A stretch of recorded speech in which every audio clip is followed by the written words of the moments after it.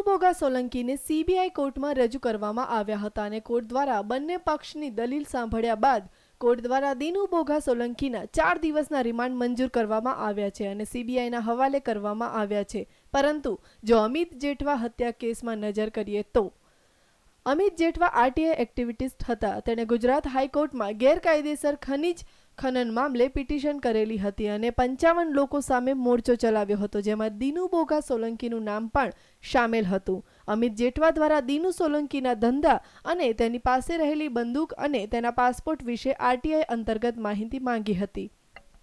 20 જુલાઈ 2010માં Amit જેઠવાની Gujarat high court સામે હત્યા કરી દેવામાં આવી. અમિત જેઠવાની હત્યા બાદ તપાસ સોલા પોલીસ કરી રહી હતી. સોલા પોલીસ દ્વારા દિનુ સોલંકીને ક્લીન ચીટ અપાઈ હતી.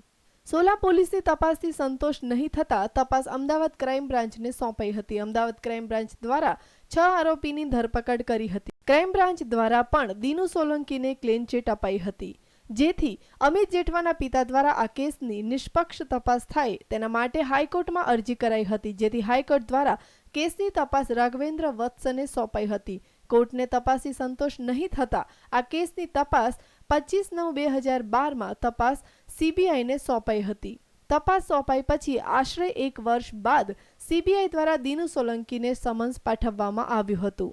દિનુ સોલંકી દ્વારા સુપ્રીમ કોર્ટમાં અરજી કરતા માંગણી કરી હતી કે તપાસ દરમિયાન કડક પગલાં ન લેવાય. દિનુ સોલંકીની અરજી સુપ્રીમ કોર્ટમાં પેન્ડિંગ છે, પરંતુ કોર્ટ દ્વારા વચગાળાનો નિર્ણય ફરી 5 નવેમ્બર સુધીમાં થવા કહ્યું હતું. બાદમાં દિનુ સોલંકી સીબીઆઈ સામે હાજર થયા હતા. સીબીઆઈ દ્વારા દિનુ સોલંકીની પૂછપરછ કરાઈ હતી અને 2 દિવસના ટ્રાન્ઝિટ રિમાન્ડ મેળવ્યા હતા.